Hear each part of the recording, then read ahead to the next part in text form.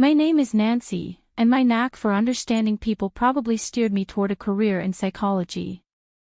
I ran my own clinic and dedicated countless hours to helping clients navigate their struggles, a bit ironic, considering the upheaval I faced later on. As I neared my late 30s, the yearning for a family caught me off guard.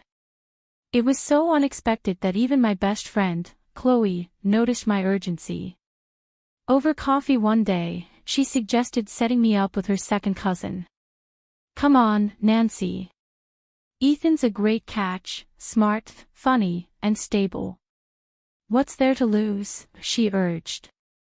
I hesitated, swirling my coffee. "I don't know, Chloe. Blind dates aren't my thing." She chuckled. "It's hardly blind if I show you his picture first. Plus, you guys can talk online before meeting. It's perfect."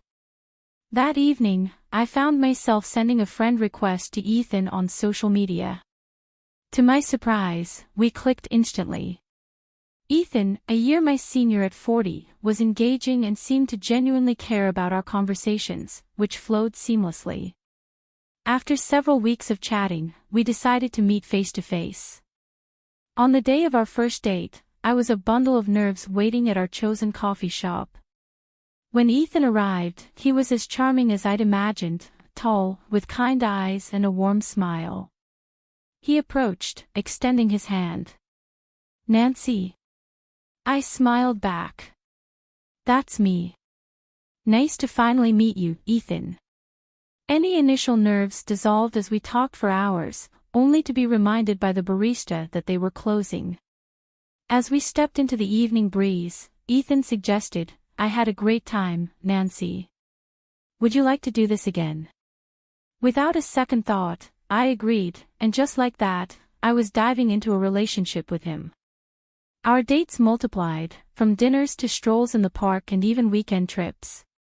However, as things progressed, I noticed an oddity: Ethan's phone never stopped buzzing. Initially, I dismissed it. Everyone's busy, right? But the constant interruptions seemed excessive.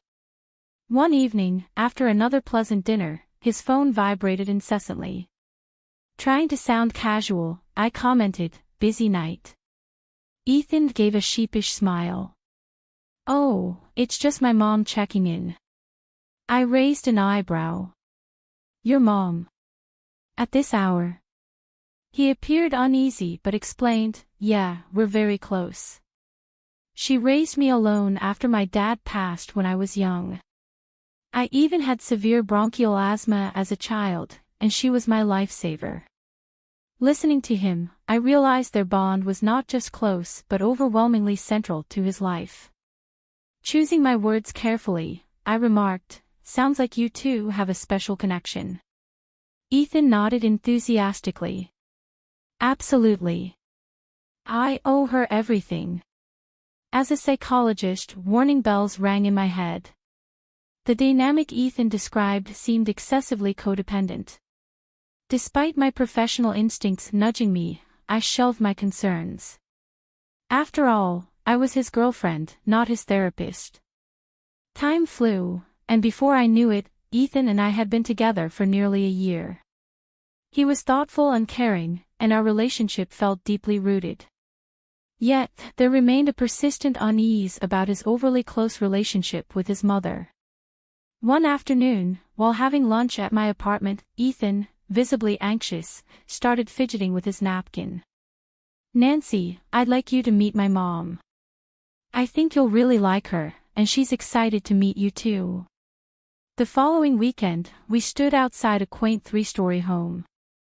My palms were sweaty, but Ethan squeezed my hand reassuringly and rang the doorbell. The door opened to reveal a petite woman with graying hair and eyes as kind as Ethan's. "You must be Nancy," she greeted warmly, embracing me unexpectedly. "I'm Carol. Come in, come in." As we settled into the living room, I couldn't help but notice Carol's intense focus on Ethan. She doted on him, offering snacks and drinks, while I felt somewhat invisible. Carol dominated the conversation, reminiscing about Ethan's childhood and fussing over his well-being. When we finally left, I was emotionally exhausted, whereas Ethan seemed completely unaware of the tension. "So, what did you think?" he asked excitedly as we drove away. I hesitated, choosing my words carefully. "Your mom loves you very much," I replied. Ethan beamed. "She's great, isn't she? I knew you'd like her." I managed to smile, not wanting to deflate his spirits, but inside, I was troubled by the dynamics I had observed. Months later, the complexity of our situation became even more apparent when Ethan proposed. Despite my concerns about his relationship with his mother, I accepted. I loved him and believed we could overcome any challenges together. We decided to move in together into my apartment and soon began planning our wedding. However, I hadn't anticipated how overwhelming Carol's involvement would be. She inserted herself into every aspect of the wedding planning and seemed to be constantly in crisis, demanding Ethan's attention for everything from a leaking sink to a stubbed toe. One evening, as we discussed flower arrangements, Ethan's phone interrupted us. "What's wrong, Mom?" "The sink's leaking." "I'll be right there," he said, hanging up and turning to me apologetically. "I've got to go help Mom. You know how she is with plumbers." This scene became a daily occurrence. If Ethan ever showed reluctance, Carol's voice would crack over the speakerphone. "After all I've done for you, I just need a little help." Is that too much to ask? I reached my limit one night after yet another Carol emergency. Gently, I suggested to Ethan, "I think it might be helpful if we saw a couples therapist, someone who could help us navigate this situation with your mom. Her demands seem a bit excessive." Ethan's voice rose in defense. "She raised me alone, Nancy. She saved my life multiple times. How can you call that excessive?" With the implications of our entwined lives, Ethan saw only devotion. This was more than just a mother's love, it was a deep-seated bond that shaped every aspect of our relationship, and we needed to address it together. Realizing I had touched a sensitive issue, I quickly softened my approach. "I'm not questioning her love for you, Ethan. I'm just concerned about how it's affecting us," I explained. Ethan's demeanor softened. "Okay, maybe you're right, but let's deal with it after the wedding, okay? We're swamped right now, and I don't want to add any more stress." I knew I should have insisted on resolving these issues before we got married, but I was too worn out from constantly navigating around Carol's overwhelming presence. Reluctantly, I agreed to his request. Time sped up as we plunged into a whirlwind of wedding preparations, cake tastings, dress fittings, and endless calls with Carol about every little detail. Before I knew it, the wedding was just days away. Despite the stress, I was genuinely excited about the celebration, especially my bachelorette party. It promised a night of carefree fun, away from wedding stress and Carol's overbearing influence. The night of the party, we hit our favorite bar, and I reveled in the laughter and dancing. For the first time in months, I felt a weight lift from my shoulders. But then, amidst the fun, my phone rang. It was Ethan, his voice laden with panic. "Nancy, Mom's in the hospital. Her blood pressure spiked. I'm heading there now." I quickly filled in my friends and hailed a taxi. The ride to the hospital was agonizing, my mind swirling with worst-case scenarios. When I arrived, Carol's dramatics were in full swing. Seeing me, she clutched her chest and exclaimed, "Oh, it's you. My blood pressure, it's your fault, with all this wedding stress." I stood frozen, shocked by her accusation. Ethan, looking apologetic yet firm, intervened. "Nancy, could you wait outside just for a bit?" Stunned, I complied and sat outside in the corridor, lost in thought as medical staff bustled around. After some time, I gathered my composure and approached the nurse's station. Maintaining my professional demeanor, I introduced myself to a doctor nearby. I'm Nancy, Carol Thompson's future daughter-in-law. Could you update me on her condition? The doctor glanced up, his face neutral. Mrs. Thompson's blood pressure is elevated, but it's not dangerously high. We're keeping her monitored, but there's no immediate danger. Relieved yet still concerned, I continued, I'm a psychologist, and I'm worried she might be dealing with psychological issues. Has she had a psychological evaluation? The doctor raised his eyebrows, slightly intrigued by my observation. We haven't considered a psychological assessment yet, but it sounds like a good idea given your concerns. I'll make a note to refer her for an evaluation. I thanked him for his understanding and returned to my seat, waiting for Ethan. As time passed and he didn't appear, I felt a deep sense of defeat. Finally, I texted him, heading home. Call me when you can, and ordered another taxi. Back at the apartment, my friends sent messages wondering where I had disappeared to. I apologized and encouraged them to continue enjoying the night without me.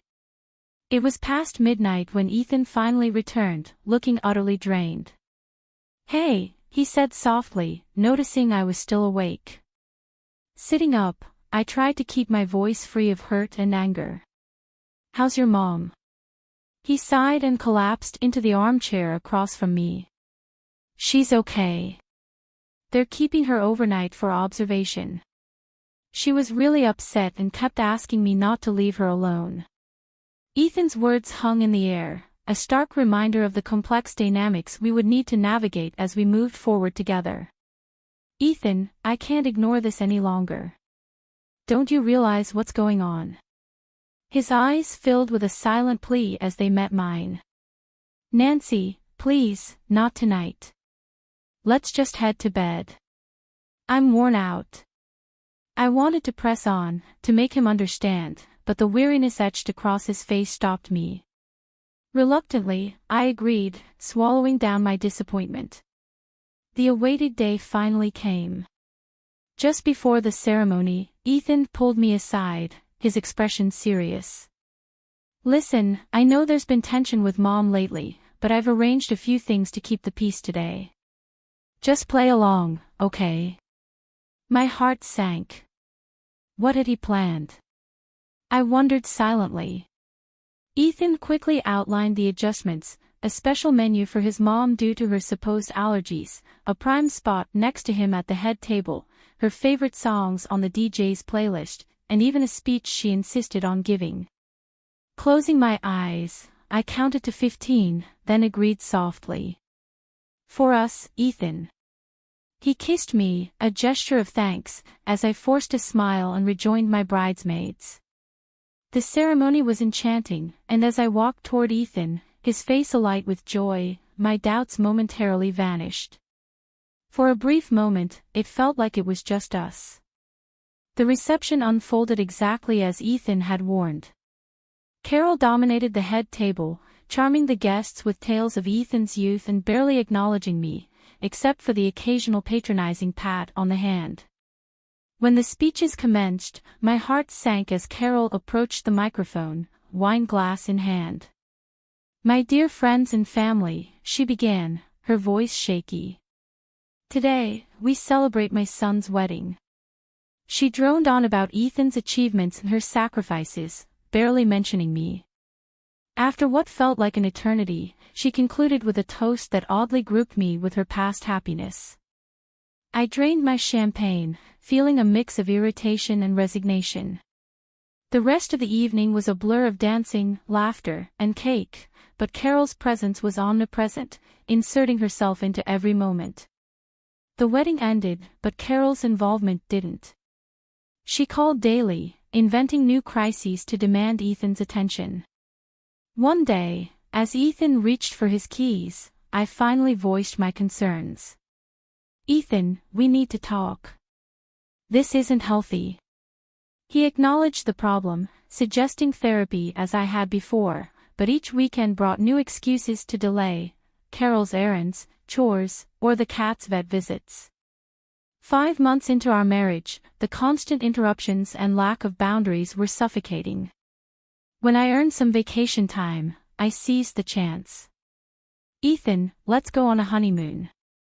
Just us, away from all this." To my relief, his face brightened. "That sounds amazing, Nancy. Where shall we go?" As we began planning our tropical escape, a spark of excitement ignited within me. For the first time in months, I felt a real sense of hope. This getaway was our opportunity to rekindle our connection and rediscover the reasons we fell in love. Ethan assured me enthusiastically, "I'll handle everything, the flights, the hotel, everything. And when we get back, we'll address the issues with Mom and maybe explore that therapy option we discussed." The day we were set to leave, I was nearly vibrating with excitement as we drove to the airport. Ethan seemed a little preoccupied, which I attributed to nerves about flying. At the check-in counter, he handed me my boarding pass. A quick glance caused me to pause in confusion. It read economy. Puzzled, I turned to him. "Economy? I thought we'd be together." Ethan shifted uneasily. "Well, I had some credit card points to use, but only enough for one first-class ticket. Since I'm taller, it seemed practical for me to take it. It'll save us some money overall." My heart sank. On our honeymoon, togetherness should have been the priority. Couldn't we have both flown economy and sat together? I questioned, my voice tinged with hurt. "Come on, Nancy, don't make a big deal out of this. It's just a few hours," he replied, a note of irritation in his voice. Trying to hold on to the fragments of my excitement, I made one more plea. "Can I at least come to the first-class lounge with you before the flight? We could pay extra." "No," Ethan replied sharply. "The ticket's in my name, they won't let you in. Look, I need to check in. I'll see you on the other side, okay?" Before I could say anything further, he was off, heading toward the first-class check-in. Feeling deflated, I trudged through security and settled into the regular boarding lounge. As I sat there, trying to cling to my dwindling excitement, a familiar figure caught my eye near the first-class lounge.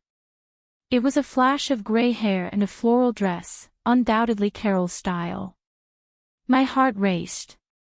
Was this my imagination, or was something off? Ethan's odd insistence on flying first class alone, his refusal to let me into the lounge, it all began to form a distressing picture. Compelled by a mix of hurt and suspicion, I approached the lounge desk. "Excuse me," I began, presenting my credit card. "I'd like to buy access to the lounge." The attendant looked skeptical but processed my request. Card in hand, I steadied myself for whatever lay ahead. As I entered the lounge, my eyes scanned the area until they landed in a secluded corner. There, Ethan and Carol sat close together, engaged in quiet conversation over coffee. Feeling betrayed, I strode toward them, my heels echoing sharply against the polished floor. They looked up in shock as I approached. Ethan's face went pale. "Nancy," he stammered, rising to his feet. "What are you doing here?" "I might ask you the same," I responded, my voice ice-cold. "Care to explain why you're here cozying up with your mother rather than with your wife?" Ethan glanced around nervously. "Nancy, please," he murmured. "Let's not do this here. I can explain everything after we land. I promise." Before I could respond, Carol's sickeningly sweet voice cut in. "Oh, Nancy, dear. What a surprise. Ethan and I were just about to enjoy a lovely first-class trip together. Isn't that nice?" Amidst the chaos of the airport lounge, my disbelief and hurt collided. Ethan confessed the real reason behind our separate travel arrangements. "Nancy, honestly, I used the points for 2 first-class tickets," he admitted, his face a canvas of regret and tension. "I thought Mom could use a treat." "And what about your wife, Ethan?" I exploded, letting go of any restraint. "We're supposed to be building our lives together, but here you are planning a luxury trip with your mother while relegating me to economy like an afterthought." Silence enveloped the lounge as all eyes turned to us, but the weight of their stares couldn't match the weight on my heart. "Do you even grasp what the past months have been like?" My words tumbled out, fueled by accumulated grievances, endless calls, trumped-up emergencies, his habitual prioritizing of her needs over ours, and now this betrayal. As Ethan reached out, trying to soothe the storm with a touch, I recoiled. "Nancy, let's not overreact. We'll have plenty of time to talk this through during the holiday. I'm sure we can resolve this." His words felt empty. "Resolve this?" I echoed, my voice hollow with resignation. "There's nothing left to resolve, Ethan. I'm done. I'm going home to file for divorce." His face paled. "Divorce? You can't mean that, Nancy." Before more could be said, Carol rose, her smirk barely concealed. Wrapping her arm around Ethan, she declared, "Well, if that's your decision, dear, it's probably for the best. Let's not miss our flight, Ethan." I stood frozen as they walked away, Ethan casting a look back filled with a mix of sorrow and something akin to relief. As they vanished into the crowd, the reality of my solitude hit me. Yet, as I exited the lounge, a new sense of freedom began to unfurl within me. Once home, I methodically packed up Ethan's possessions, his clothes, the books we shared, and even the quirky gifts from Carol. Each item was a thread in the tapestry of our life together, now being disassembled. I sent everything to a storage unit, a clear and decisive step towards separation. The following day, I contacted a lawyer and started the divorce proceedings. Signing those papers lifted an immense burden. With Ethan out of the picture, I reclaimed my space and my life. I transformed our apartment, reconnecting with friends, embracing new hobbies, and immersing myself in books long neglected. A month later, Ethan reached out. A text appeared on my phone, but any former affection had been replaced by resolve. I replied with details of where he could find his belongings and where to send the signed divorce papers. Then I blocked his number, severing the final ties. Refreshed by my newfound independence, I returned to my professional life with vigor. My personal ordeal enriched my understanding of codependency, inspiring a series of research papers that resonated with the academic community. This led to an invitation to speak at a local college, which soon turned into a teaching offer. It was there, amidst the corridors of academia, that I met Eric, a colleague in the psychology department. His presence was comforting, marked by a warmth that seemed to understand and acknowledge the journey I had undertaken. This new chapter, while unexpected, was filled with promise and new beginnings. As Eric smiled at me, our connection deepened, not just through our shared research interests but also over our mutual appreciation for terrible puns. Unlike Ethan, Eric was independent, respected boundaries, and carried a confident air about him. He had a teenage daughter from a previous relationship, and observing how he skillfully managed his roles as both a father and a partner while advancing his career was inspiring. One quiet evening, while we were grading papers together, my phone buzzed with a message from Chloe, the friend who had introduced me to Ethan. The message read, "Hey, Nancy. Thought you should know that Ethan is still living with Carol. If anything, they seem even closer now. I'm so sorry for my part in all this. Hope you're doing okay." I paused, the message stirring old feelings for a moment.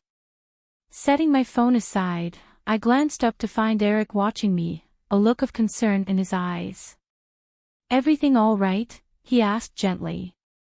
In that instant, a wave of calm washed over me. I realized how far I had come from those days of frustration and compromise. With a genuine smile, I responded, "Yeah, everything's fine." And it truly was. Whatever was happening between Ethan and Carol was no longer my concern.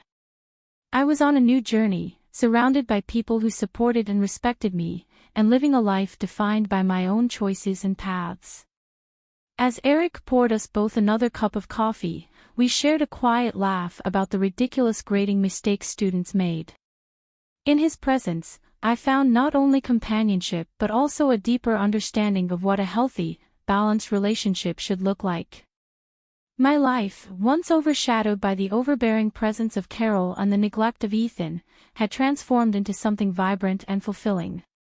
Through my struggles, I rediscovered myself and found a partner who valued my independence and strength. And for the first time in years, I felt genuinely hopeful about the future.